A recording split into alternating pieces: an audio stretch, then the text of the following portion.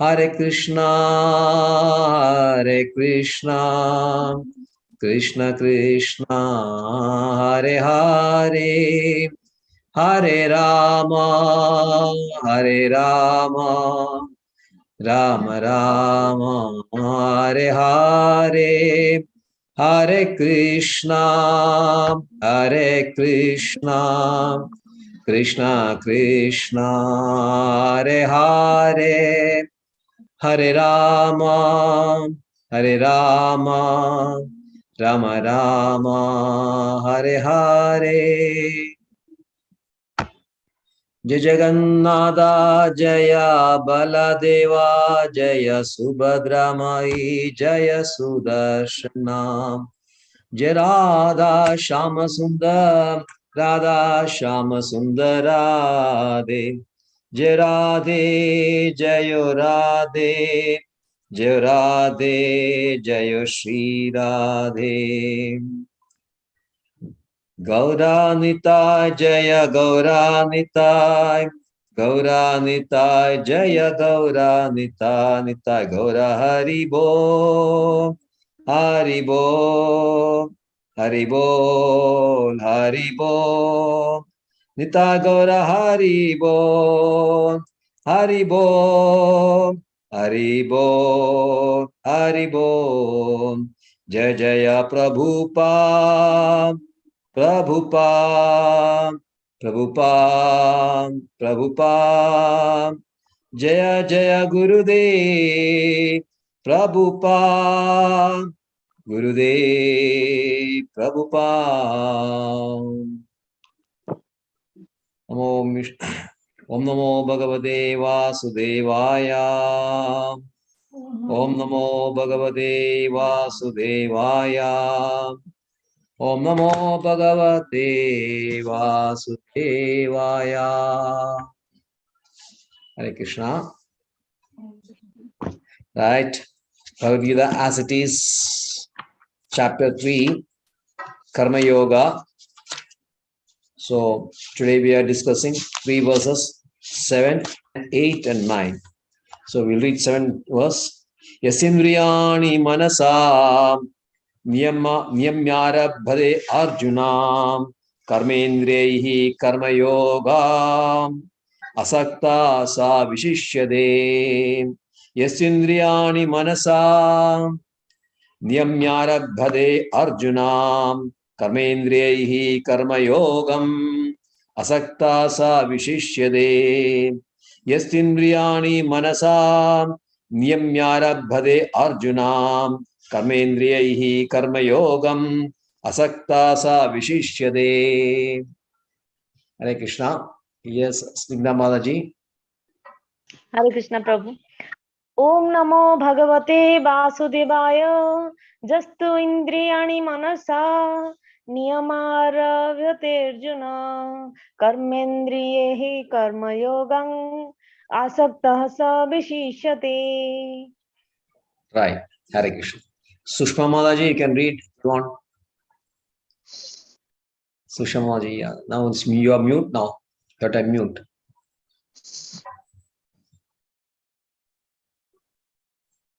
Again, you are getting mute. Please unmute yourself. Yes, that's okay now. Can read the verse.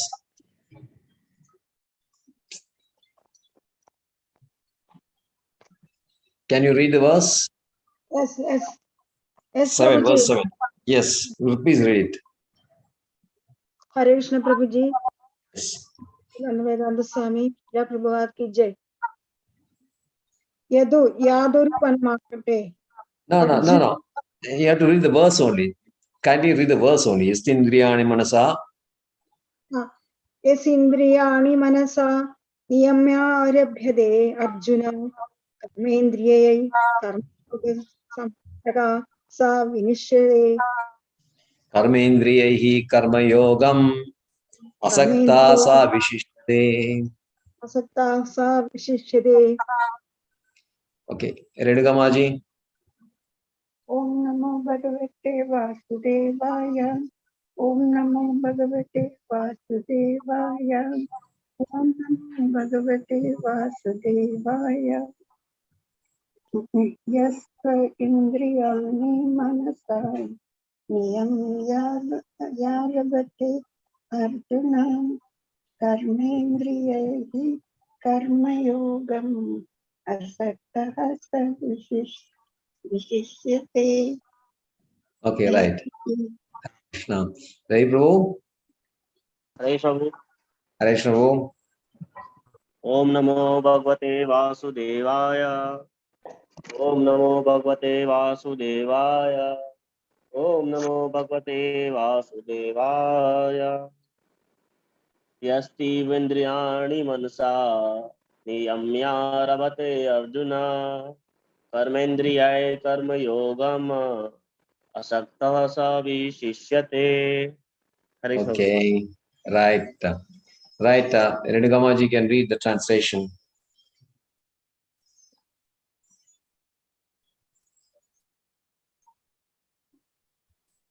Hare Krishna Maji. Me, Can read the translation. on the other hand, he who controls the senses by the mind and engages his active organs in work of devotion without attachment is by far superior. Right. 8. Niyadam kuru karma tvam karma jyayo hya karmanam sharira yatra vichate napasidhyeda karmanam. Niyadam kuru karma tvam karma jyayo hya karmanam sharira yatra vichate napasidhyeda karmanam. Niyadam kuru karma tvam karma jyayo hya karmanam sharira yatra vichate न प्रसिद्धेद कर्मणा. Yes, Snigdha Maji. हरे कृष्ण प्रभु. नियतं कुरु कर्म त्वं कर्म ज्यायो हि अकर्मणः शरीर जत्र पिचते न प्रसिद्धेत कर्मणः. हरे Krishna. Right. Hare Krishna. Sushma Maji.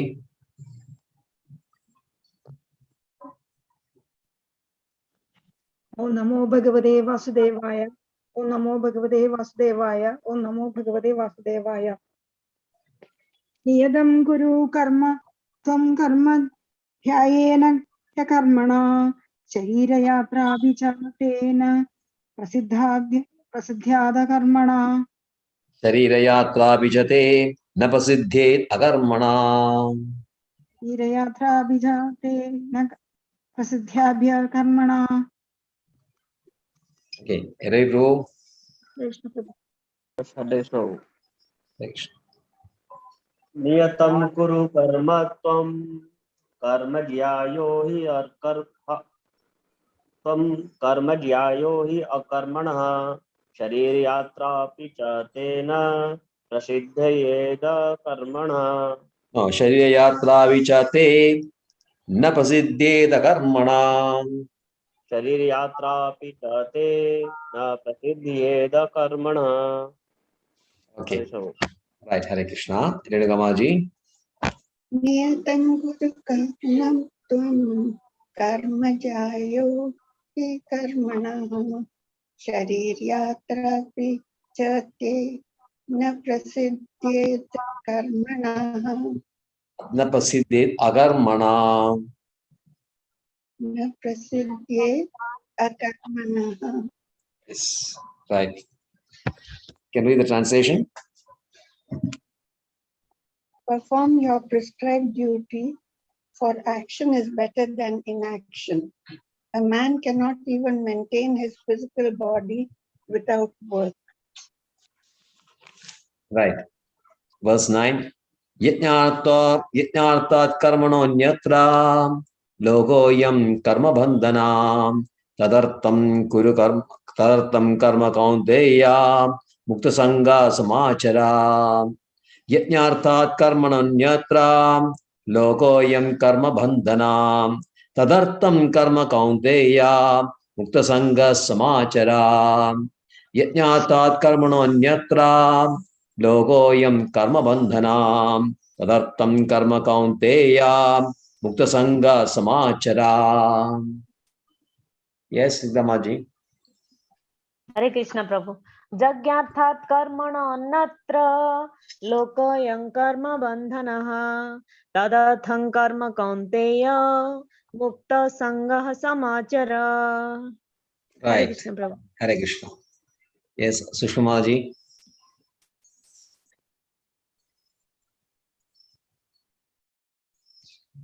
Hare Krishna Prabhuji. Hare Krishna. Yajñātamāya karmano anyatra logo ayam karma bandhanaha tadartham karma kaundeya mukta sangha samaprabha samachara. Achara. Yes. Okay. Hare Prabhu. हरे Krishna Hare Krishna. यज्ञार्थात् कर्मणो अन्यत्र लोकोऽयं कर्म बन्धन तदर्थं कर्म कौन्तेय मुक्तसङ्गः समाचर. Right. Hare Krishna. Okay, Renikama ji. यज्ञातात् कर्मणो अन्यत्र once again I'll read. यज्ञातात् कर्मणो अन्यत्र लोकोऽयं कर्म बन्धनः तदर्थ कर्म कौन्तेय मुक्तसङ्गसमाचर. Translation. Work done as a sacrifice for Vishnu has to be performed, otherwise work binds one to this material world. Therefore, O son of Kunti, perform your prescribed duties for his satisfaction, and in that way you will always remain unattached and free from bondage. Right. So, Yasindriyani manasa niyamyarabhade arjuna karmendriyahi karmayogam asakta sa vishishyade. On the other hand, if a sincere person tries to control the active senses by the mind, this is actually a different edition, so maybe slightly different from the Macmillan edition. This is a revised one done by Srila Prabhupada's disciples. Some corrections and many unnecessary corrections also there. And begins Karma Yoga in Krishna consciousness without attachment. He is by far superior. So Krishna is explained to Arjuna the intricacies of Karma Yoga. So Karma Yoga, he explained that even if you are not engaging in karma, any action for that example, for that matter, doesn't mean that you can be free from reactions. You can still be bound up. Because the old reactions of the work done in previous lifetimes will rise and causes again bondage and gives you another body, and you continue to be in bondage. We may think that since I am not doing any bad action or doing any action at all, I can be free from bondage. But we are not considering actions done in previous lives. Those actions will have reactions, and these reactions may be in a dormant state now, but after some time, they will fructify. So that means when you fructify means you are getting bound up again. That's why Krishna says, just because you're stopping work, doesn't mean that you'll be free from bondage. No. And if you think that you can renounce, and if renunciation is the best thing for perfection, if you renounce everything, you will automatically become perfect. That is also wrong thinking. Perfection depends on purity. Renunciation doesn't automatically mean that you're pure. You can renounce so many things without reaching the pure state, just for the sake of renunciation. So only when you are totally free from impressions and what do you call kalmashas, sinful reactions which have been accumulated over the lifetime, that has been completely eradicated, wiped out, then only you'll be in a position to renounce the work, renounce everything. So Krishna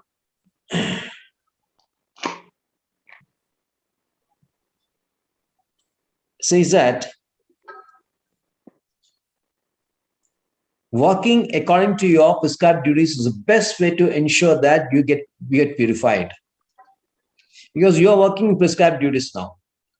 Prescribed duties without any desire for results. If there is no desire for results, actually it is not action that bounds you. It is a consciousness with which you do the action that will bind you. Action may be the same. You may be going to work. A devotee is also going to work.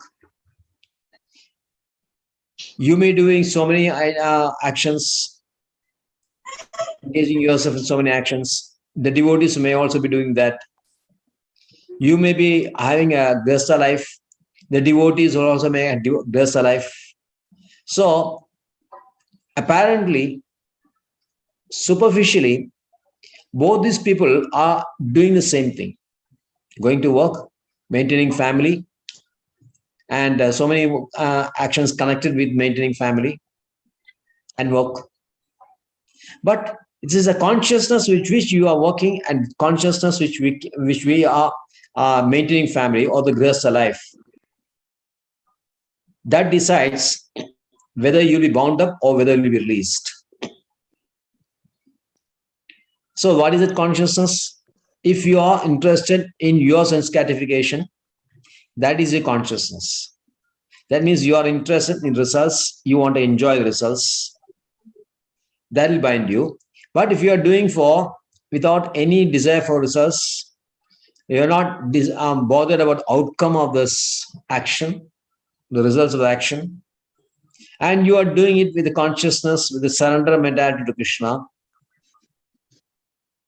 Do the work according to his instructions, which means acting according to his instructions means acting according to his pleasure.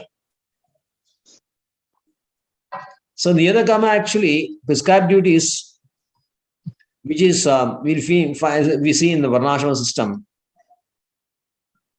has been set in action by Krishna only. So that means if you are doing the prescribed actions, you are following Krishna's instruction. And when you understand that you are following Krishna's instruction only, then you feel a relationship with Krishna. Then the surrender to Krishna will be easier. Suppose you are going to work and there is some manual or some instructions, code of instructions with which you are acting. Then when you find that actually this code of instructions have been compiled by a person very known to you, then you will feel more attached to him. They prove any comments on that? You're working and there are so many, instructions, manual is there, no? How to do your work? SOP is there, Prabhu. Eh? Some standard operating procedures. Yes, there is a standard. Every reputed organizations will have their own manual, how to do the work. And when you are doing the work according to manual, you are safe. But suppose you are doing work on your initiative or something, your own interpretation of work. If something goes wrong, you'll be held responsible. Then you'll be charge sheeted, you'll be punished. This happens everywhere in any work. You will find so many examples. Either you may also be charged or you find some other persons who are getting discharged because that a person has deviated from this manual, how the work should be done.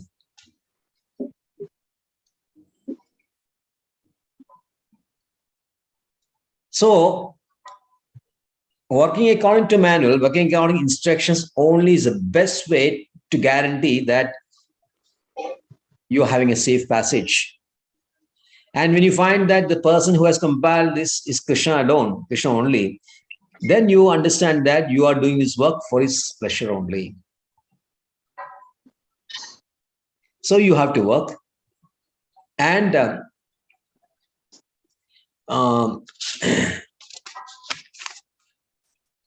in this verse, and the next verse of 5th and 6th verse, he says that the one who is very interested in sense gratification, but he pretends to be a scholar and a very wise man, he may superficially control his senses.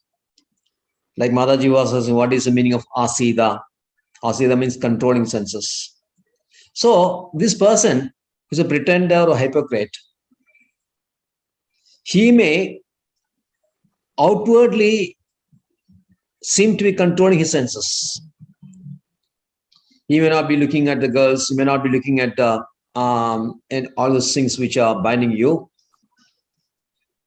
He may not be feeling very greedy. But his mind will always be dwelling on these things. So such a person is called a hypocrite or a pretender. In Malayalam class, yesterday I told this one story which finds in Purana, story of two brothers, Tatwit and Suvar. It's the person Tavrit and Suvrit. Tavrit and Suvrit. So these brothers, very, very pious. Wherever these discourses, transcendental discourses,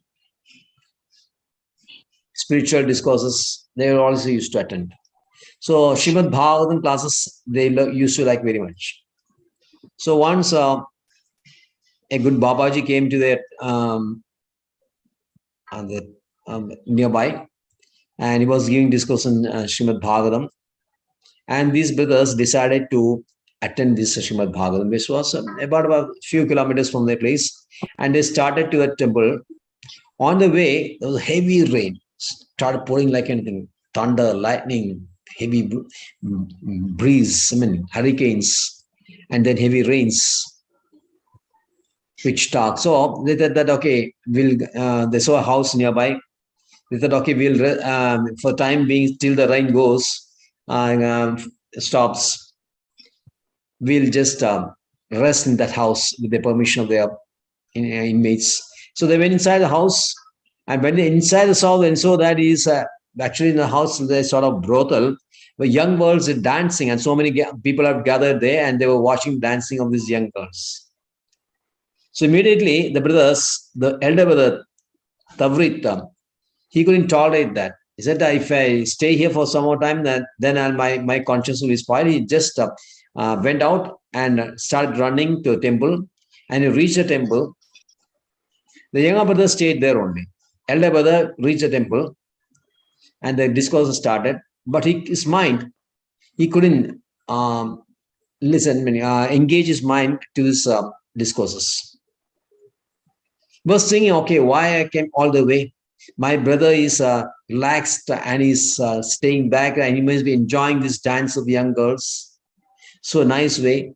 Unnecessarily, I came all the and got drenched in the rain, and then I'm listening to his discourses, which is not interesting.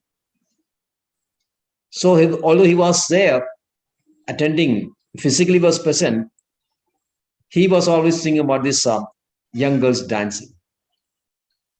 While the younger one, although he was in brothel, then he was thinking, why I stayed there? I see my brother, so pious, he saw he's a devotee, good devotee. He went outside and braving the wind and rains, everything.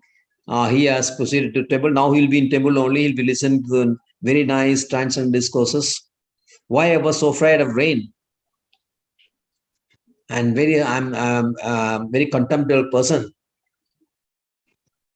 So like that, he was thinking, and he was always thinking that brother will be attending Srimad Bhagavatam. He was thinking about the Bhagavatam discourses which are taking place, although he was physically in the brothel. Then the rain stopped, both of them started. And the elder brother started from the temple, coming back, and the younger one, somehow he wanted to go to temple. And on the way, they met, and immediately there was a big lightning and thunder, and both of them were killed simultaneously. So when they were killed, Yamadudas came. Yamadudas, they're taking Tavri, elder brother, away for punishment to hell. So Tavri was saying, why you are taking me? Actually, I was attending Srimad Bhagavatam class, a pious activity, transcendental discourses, while my brother was even brothel only. I think you have, by mistake, you have caught me. Actually, you should have caught my younger brother only. Then the Yamaduda said, no, we got the right man only. Although you were in a Srimad Bhagavatam class, your mind was always in the brothel, while your brother, although was in brothel, was thinking about Srimad Bhagavatam. So the consciousness of the younger brother was much better. So he was taken away by Vishnu Duda, while the elder brother, although he was attending Srimad Bhagavatam, he was taken away by Yamadudas. So this is an example of a pretender, hypocrite, which is given in Puranas. So in this verse, Krishna says, instead of doing that, instead of being a hypocrite, if you do your right work by controlling your senses, acting according to instructions, acting according to codes of Varnashrama,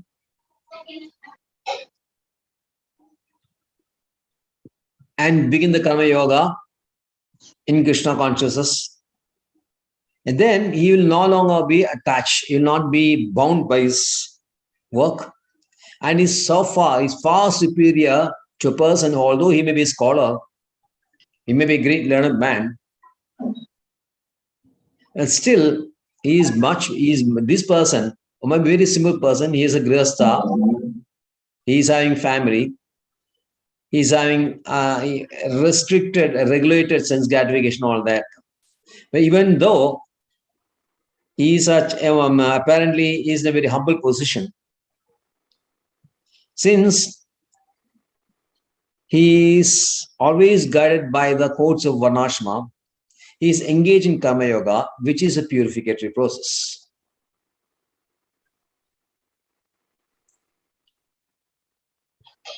So instead of being a pseudo transcendentalist and living the life of wanton, it is always better to do one's own business, one's own activity, one's own dharma, and then when it is finished, he can very easily enter into kingdom of God.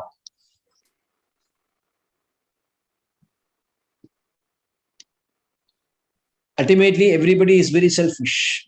The person who is enjoying the senses, indulging senses, is very selfish because his only concern is to how to enjoy his senses, enjoy with his senses. So to satisfy that, he will be willing to do anything.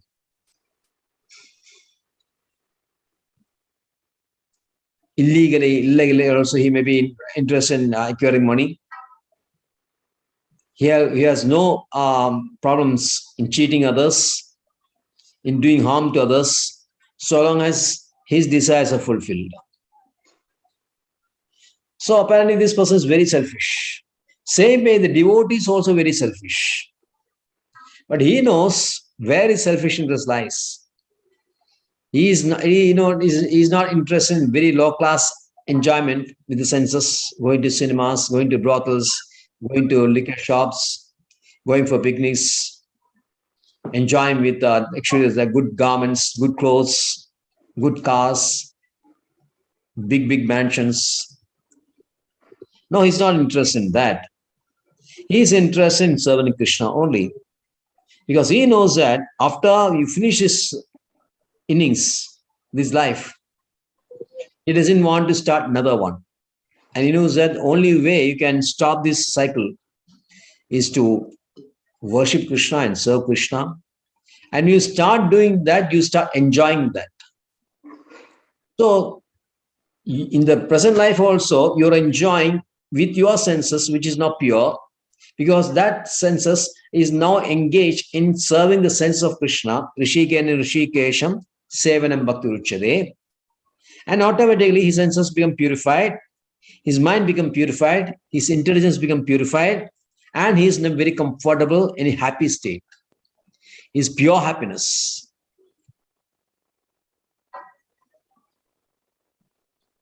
So this pure happiness is far, far, far superior to this third class happiness, which everybody, 99.99% are running after. Because they are selfish in the wrong way, devotee is selfish in the right way.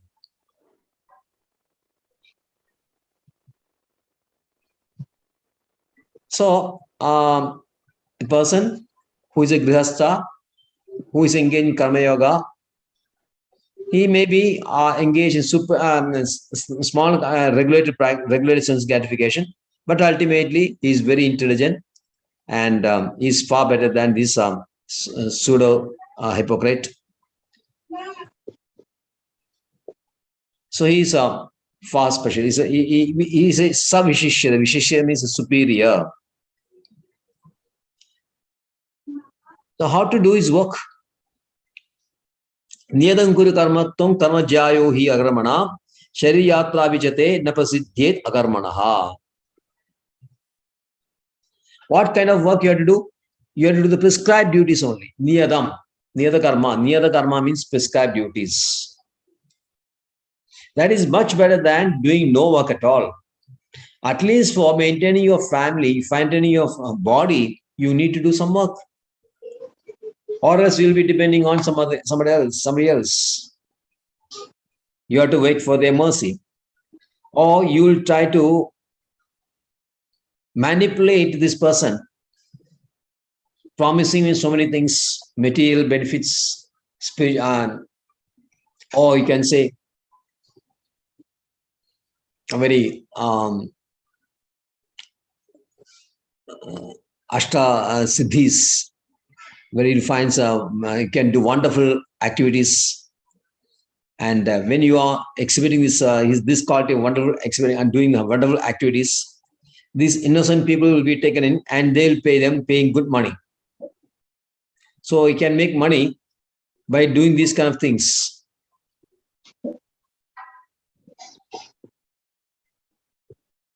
That means actually you're cheating others or you're depending on others.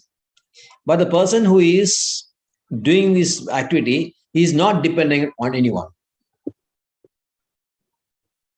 He's a karma yogi. But there are pure devotees of Krishna. They need not do this regulative activity. They can do very well on their own. They just 24 hours engage in Krishna consciousness. Doesn't mean that they are depending on others for its existence. A devotee is not at all dependent on others for his livelihood. He is totally dependent on Krishna only.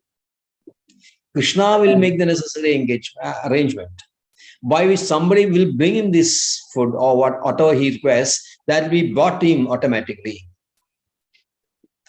There's a story of this Mrigari. Mrigari is a very violent hunter. He used to kill animals. He used to torture them. He was like living life of very, very, very cruel, sinful activities. So once Narada Muni came into his way, he was killing these animals. And Narada Muni asked him to stop this and then convinced Mrigari that what you're doing is a very sinful activity, you have to stop it. And Narada Muni just told him, you do one thing, you just stay here only. There is a plant of Tulasi is there, you just worship the Tulasi. That's all. So when he started worshiping his Tulasi, Mrigari was, although he was a very sinful person till he met Narada Muni, because he has immense faith in Narada Muni, he did not ask how I can live. He just obeyed Narada Muni and started worshipping this Tulasi plant. Then the news spread that this Murgari was a very, very cruel hunter. He has changed overnight. He has become a very pious man. Now he's worshipping Tulsi only. So many persons came and see him, and then they gave him some presents. They gave him food, you can clothes, everything what he gave. So this can happen when Krishna said, I mean, you don't have to go and beg. Things will come to you.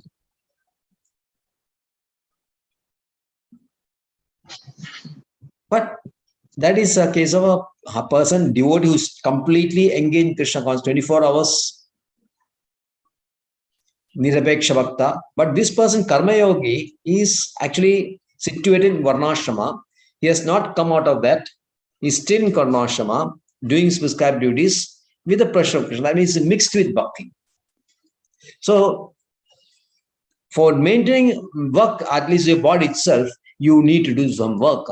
The Mayavadi, all these people, this so-called Sura people, they don't do any work, but they try to manipulate others, and they try to get some benefits from others, or they just beg for their existence, and that is not very good.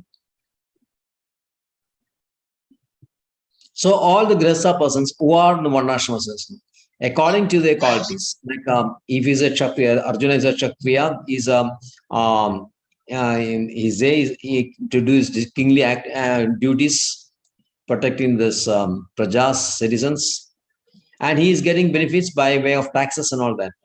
He can collect taxes from the citizens and thereby manage his living.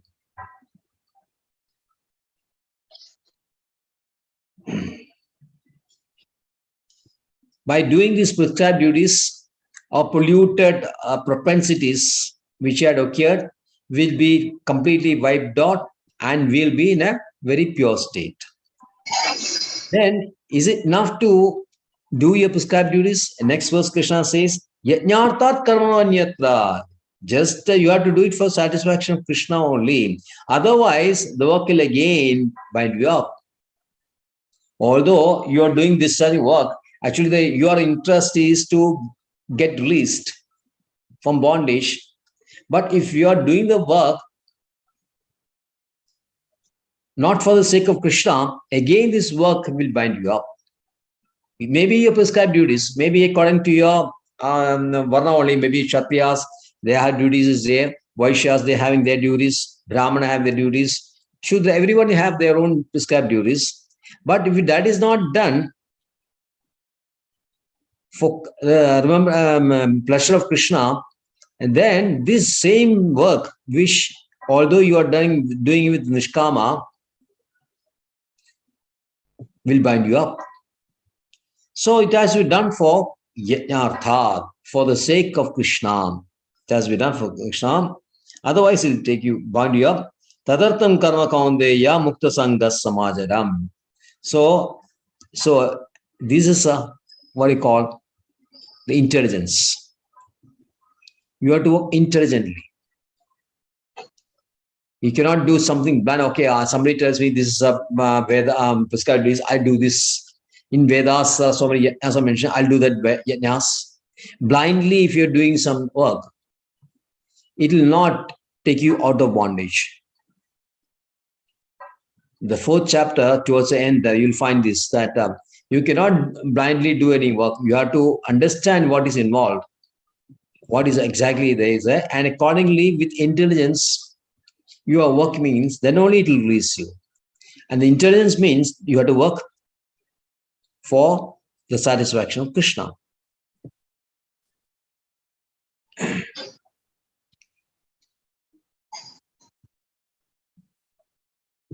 So this is a story of Raghu Maharaj.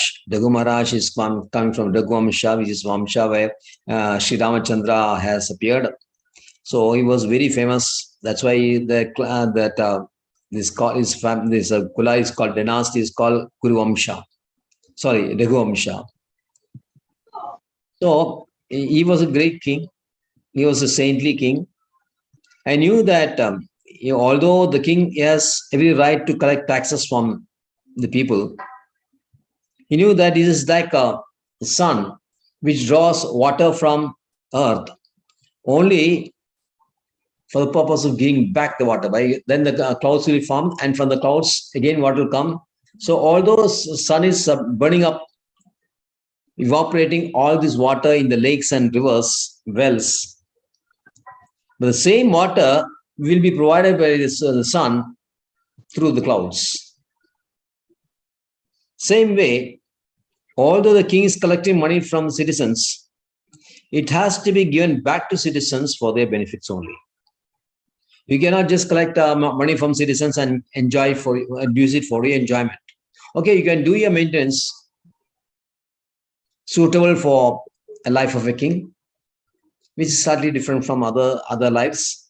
It requires some kind of posh and some opulences. Opulences required for the king's life. But apart from that, all the money which the king has collected has to be given back, spent for the benefit of our citizens.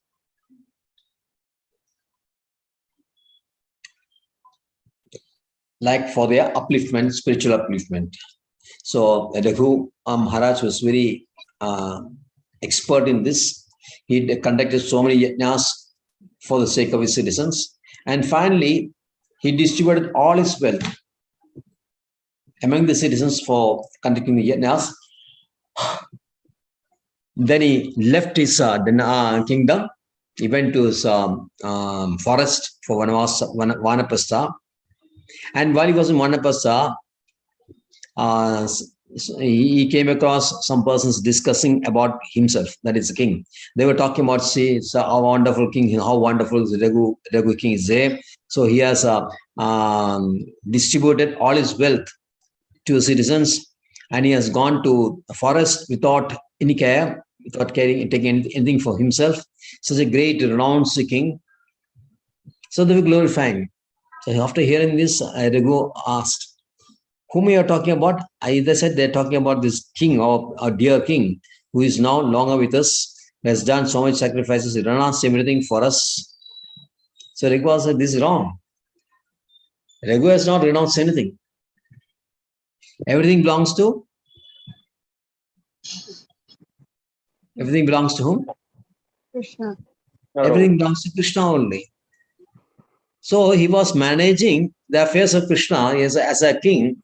Although he was representing as a representative of Krishna, as a representative of Krishna, he was always managing these things.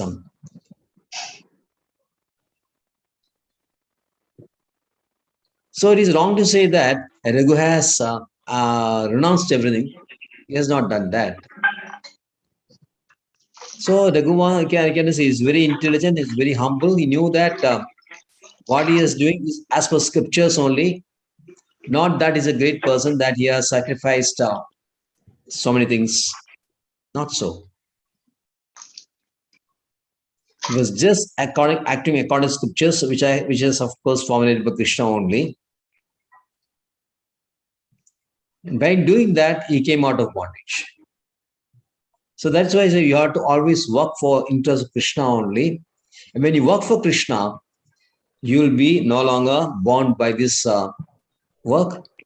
And Mukta Sangha means free from attachment, free from association. And then Samacha, perfect life, which means going back to Godhead. So that's it. Thank you very much. Any doubts?